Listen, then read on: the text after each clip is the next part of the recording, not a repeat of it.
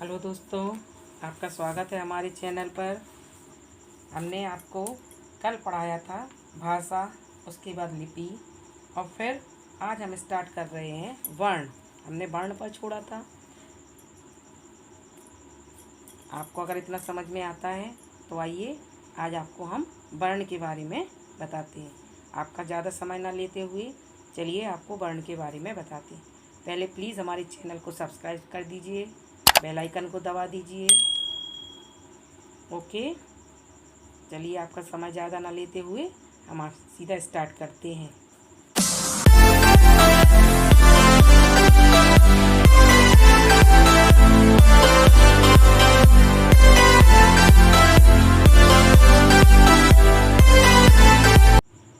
वर्ण किसे कहते हैं?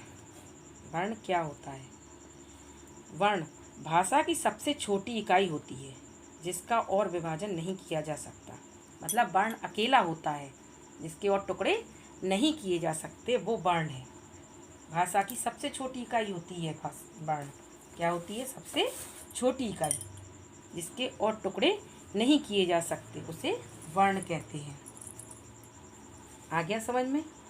वर्ण एक शब्द, एक अकेला है, अपने आप में अपूर्ण है, तो उसके और टुकड़े नहीं किए जा सकते, वो वर्ण है। वर्ण भाषा की सबसे छोटी इकाई होती है और वर्णों के योग से ही शब्दों का निर्माण होता है। मतलब वर्णों के, जब अपन वर्णों को मिलाते हैं, जोड़ते हैं, तभी शब्द का निर्माण होता है, यानी तभी शब्द बनते हैं। बिना वर्णों के कोई शब्द नहीं बन सकता है। हिंदी भाषा में 52 वर्ण हैं। मतलब आ से लेकर आहत, आ से लेकर ज्ञानी तक, ज्ञा तक जितने हैं वे सब 52 वर्ण हैं। 52 वर्ण हैं हिंदी में। आ गया समझ में? ये होते हैं वर्ण। और फिर उनको बांटा गया है अलग अलग। कैसे बांटा गया है? वर्णों को फिर बांटा गया है कैसे? स्वर में, व्यंजन में, अयोगवा में, संयुक्त व्यंजन में तथा अन्य श्रेणियों में।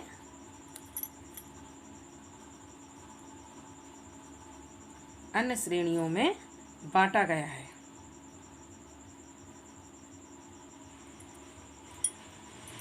तो ये वर्ण है। इन वर्णों को, 52 वर्णों को इन चीज़ों में बांटा गया है। स्वर में कुछ उसके स्वर हैं, जैसे 11 स्वर हैं, 33 व्यंजन हैं, उनके अयोगवा हैं, संयुक्त व्यंजन हैं, अन्य श्रेणियों में बांटा गया है। ये वर्ण हो गए हमारे। अब वर्ण के बाद स्टार्ट होता है वर्णमाला। वर्ण से ही वर्णमाला बनी हुई है। जैसे हम लोग, एक फूल होता है तो अकेले फूल को तो फूल बोलते हैं, लेकिन जब वो फूलों को एक धागे में पिरो देते हैं तो वो क्या बन जाती है? माला। तो हम उसको फिर फूल ना कहकर माला कहते हैं। उसी प्रकार जब वर्ण अकेला होता है तो उसको हम, शब्द अकेला होता है तो उसको हम वर्ण बोलते हैं। और जब उन वर्णों को एक साथ मिला के जोड़कर लिख देते हैं तो वो हमारी, व्यवस्थित क्रम में लिख देते हैं तो वो एक हमारी वर्णमाला बन जाती है। वो उसकी माला तैयार हो जाती है, तो वो होती है वर्णमाला। चलिए अब आते हैं हम वर्णमाला पर। तो हमारा पहला क्वेश्चन इतना अगर आपको समझ में आ गया, अगर इतना आपको समझ में आता है या ये इसमें कोई दिक्कत है तो प्लीज़ आप कमेंट बॉक्स में हमें लिखकर ज़रूर बताएं कि इसमें कहाँ प्रॉब्लम हो रही है। हम आपको और अच्छे से समझाने का प्रयास करेंगे, बताने का प्रयास करेंगे। चलिए अगला क्वेश्चन आता है वर्णमाला किसे कहते हैं?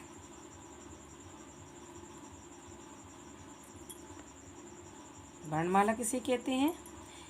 वर्णों का समूह वर्णमाला कहलाता है। इसकी बहुत छोटी सी डेफिनेशन है, बहुत छोटी सी इसकी परिभाषा है। वर्णों का समूह वर्णमाला कहलाता है।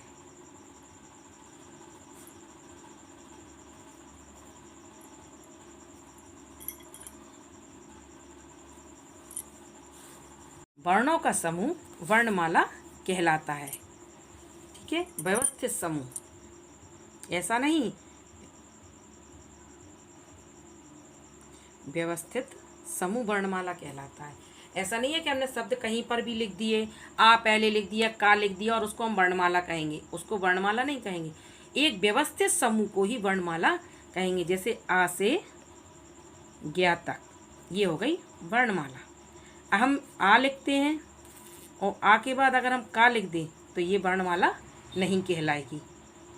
जब आ के बाद बड़ा आ और छोटी ई बड़ी ई व्यवस्थित लिखेंगे तभी वह वर्णमाला कहलाएगी। आया समझ में? ऐसा नहीं है कि आ के बाद बा लिख दिया, चा लिख दिया, पा लिख दिया और उसको हम वर्णमाला कहेंगे। आ गया समझ में? हाँ, अब वर्णमाला में कितने वर्ण होते हैं? 52 वर्ड्स तो 52 ही होते हैं, 52। ठीक है।